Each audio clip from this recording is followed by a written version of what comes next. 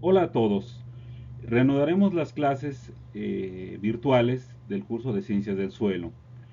Eh, Utilizaremos diferentes materiales como el que ustedes han visto, algunos documentos que les enviaré, algunas preguntas y también mediante presentaciones comentadas como la que abordaremos en este caso. Partiremos de la unidad 2, que son los componentes del suelo. Como recordarán, ya hemos tenido algo de información al respecto. Hemos identificado los principales componentes del suelo, que son la fracción mineral, la fracción orgánica, la fase líquida y la fase gaseosa. Bueno, dentro de la fracción mineral destaca un grupo de componentes muy importantes que son los minerales secundarios. En el transcurso de la presentación revisaremos cuál es la importancia, cuáles son las características, la estructura de estos componentes tan importantes para el suelo. Los minerales secundarios del suelo son aquellos formados por procesos pedogenéticos. En estos procesos se implica la transformación de los minerales primarios que provienen de las rocas ígneas, metamórficas o sedimentarias y que posteriormente son transformados o reconfigurados vía procesos de intemperismo para formar minerales con estructuras diferentes. Existen diferentes tipos de minerales secundarios. En primer lugar tenemos a las arcillas, que comúnmente conocemos, a los óxidos e hidróxidos de hierro, estos que por ejemplo en la figura aparecen con colores rojizos intensos, los óxidos e hidróxidos de aluminio también, y finalmente el ácido silícico. Bueno, estos minerales son muy importantes desde muchos puntos de vista. En primero, cuando se forman, también son parte de este proceso, de este complejo de alteración del suelo, en el que las plantas pueden absorber los nutrientes. Cuando identificamos este tipo de minerales en suelos, en estudios de campo y de laboratorio, ya podemos advertir que hay procesos pedogenéticos o procesos evolutivos en el suelo más intensos. Hay que mencionar también esta capacidad que tienen en particular las arcillas de retener cationes y también de absorber agua, que pueden liberar gradualmente en el complejo del suelo para que estén disponibles por parte de las plantas. Estos minerales secundarios provienen de materiales eh, de origen, como son las rocas ígneas, sedimentarias, metamórficas o bien sedimentos. Todos estos materiales pueden estar transformándose in situ o bien cuando son afectados por procesos de intemperismo físico, químico o biológico, comienzan a alterarse y a transformar, ya sea por una transformación total o por neoformación de los minerales primarios que componen la roca. Aquí en el ejemplo vemos un caso de una roca ígnea extrusiva como es el basalto, en la cual comienzan a entrar en juego procesos de intemperismo físico, la degradación mecánica de la roca, procesos de formación de ácidos orgánicos que comienzan a disolver, incluso microorganismos que también comienzan a colonizar estos pequeños huecos que observamos, y con el paso del tiempo lo que se va formando es precisamente parte de ello son los minerales secundarios. Ya aquí en la siguiente imagen lo que observamos es que esta roca ha sido intemperizada. Todos estos manchones rojos que observamos principalmente se deben a óxidos de hierro que ya atacaron a la roca y transformaron. A la par también se van disgregando materiales que van formando las arcillas y otros componentes. Estructuralmente las arcillas son filosilicatos, es decir, combinaciones de dos tipos de capas que se unen de forma regular. Una primera capa, como tenemos en la figura superior, se compone de tetraedros de silicio con enlaces covalentes de sílice oxígeno, como lo que vemos aquí. Este es un plano de esta capa tetraédrica, ¿sí?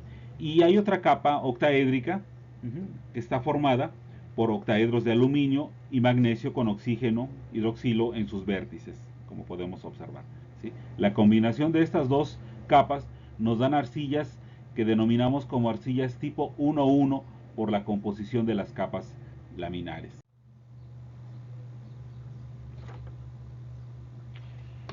Las arcillas se clasifican desde el punto de vista estructural en arcillas tipo 1-1, como la que podemos observar aquí, ¿sí? Cuando están formadas por paquetes o láminas, cada uno de los cuales está formado por una capa octaédrica y una capa tetraédrica. Otro grupo de arcillas, las denominadas 2-1, son aquellas que cuando están formadas por paquetes o láminas, cada uno de los cuales está formado por dos capas tetraédricas y una octaédrica central, según se muestra en esta figura. Aquí podemos advertir esta capa tetraédrica con el sílice, y en medio de estas dos capas encontramos la capa octaédrica con hidróxidos de aluminio. A continuación vamos a revisar las características estructurales y reactivas de los principales grupos de arcillas. Estos están divididos en dos grandes grupos, que son las arcillas 1-1 y las arcillas 2-1 en cuanto a la composición laminar. Partiremos de las caolinitas. Estructuralmente es el grupo más sencillo, ya que están formados por capas laminares 1-1, ¿sí? Que no tienen gran capacidad reactiva, dado que el espacio interlaminar es muy pequeño y no les confiere posibilidades de almacenar cationes o de acumular agua. Caso contrario es el de la loisita, que si bien estructuralmente es muy parecido al anterior, sí tiene un espacio un poco mayor, lo cual le favorece la acumulación de ciertas cantidades de agua. En el caso de la caolinita, esta tiene características interesantes que le permiten ser aprovechada para diferentes fines comerciales, incluso artísticos. En este momento no me extenderé, pero al final del documento encontrarán un link donde menciona estas características y usos que se pueden dar. Ahora vamos a hablar de las arcillas estructuralmente definidas como 2-1. Tenemos el caso de la hilita, la esmectita y la vermiculita. Como podrán observar, los espacios interlaminares son mayores que en el caso anterior, y esto permite el alojamiento de diferentes cationes de agua que en cierto momento pueden ser intercambiados dentro de la solución del suelo, y lo cual le permite a las plantas absorber esos nutrientes. Caso especial puede ser el de las esmectitas. Estas arcillas son muy características de suelos que conocemos como vertisoles.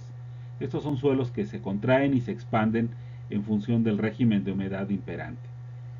En una parte del año están totalmente secos, con lo cual estas arcillas se deshidratan.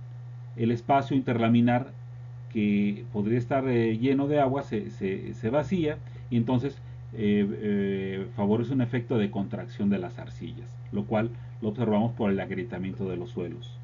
Cuando llueve, cuando estos suelos incrementan su condición de humedad, esas arcillas se expanden, estos espacios interlaminares se incrementan, y entonces permiten la acumulación de agua. Para la vermiculita, pues también es una condición similar, y esta es muy empleada en la elaboración de sustratos organominerales, porque permite el alojamiento precisamente de agua y de algunos cationes que después podrán ser útiles para las plantas. En esta siguiente lámina encontramos otro tipo de arcillas que les llaman minerales cuatrilaminares, que es una proporción de 2-1-1 con respecto a las capas laminares, ¿sí? Tenemos un caso que es la clorita, en la cual almacena hidróxidos de aluminio. Entonces puede ser importante en algunos yacimientos minerales, ¿sí? Otra versión de la clorita puede almacenar magnesio en su estructura interior. Entonces el encontrarlas en diferentes yacimientos implica que pueden tener algún uso comercial de importancia. En esta lámina les presento los principales grupos de arcillas en el suelo y algunas características que son particularmente importantes de conocer. En la primera columna tenemos el nombre de la arcilla, seguido del tipo de estructura, haciendo referencia a la composición laminar, ya sean 1-1 o 2-1. En la siguiente columna tenemos los iones alojados en el tetraedro. En prácticamente todos los casos son sílice y aluminio, a excepción del alofano, que es únicamente de sílice. En el octaedro, los cationes que pueden ser almacenados. Entonces destaca particularmente el grupo de las silitas, las arcillas 2,1 en general, que pueden tener esa capacidad de alojar o de sustituir diferentes cationes. También la siguiente columna nos resalta el aspecto de qué es lo que se puede almacenar en los espacios interlaminares. Podemos ver que se puede almacenar agua, diferentes cationes, potasio, magnesio, hidróxidos de aluminio, etc. Posteriormente, la capacidad de expansión, es decir, qué capacidad tienen para aumentar de espacio y almacenar agua, por ejemplo. La capacidad de intercambio catiónico, vemos cuáles son las que tienen mayor capacidad, y la superficie específica.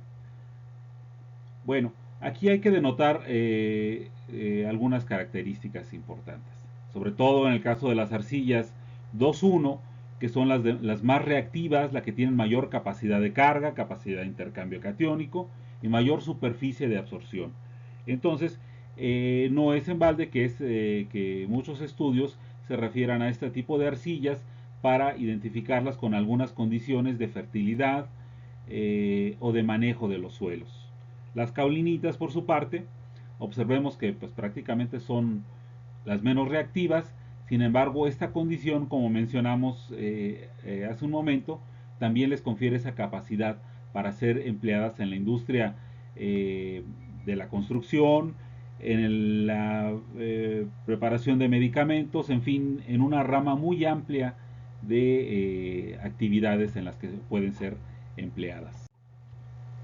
Hasta ahora no hemos hablado del alofano, pero esto nos interesa mucho, sobre todo porque es un tipo de arcilla que se encuentra en los suelos de origen volcánico, como es el caso de la zona de influencia del Nevado de Toluca. Este tipo de arcillas se les conoce también como arcillas esféricas, ¿sí? Veamos que en teoría tienen un tipo de estructura 1-1, aunque no obedece específicamente a estas características, dado que no son estructuras laminares. Pero lo que sí podemos comentar es que almacena una buena cantidad de aluminio. Tiene una capacidad reactiva bastante amplia, lo que les confiere también posibilidades de aprovechamiento para usos agrícolas, uso forestal, con buenas condiciones y buen rendimiento.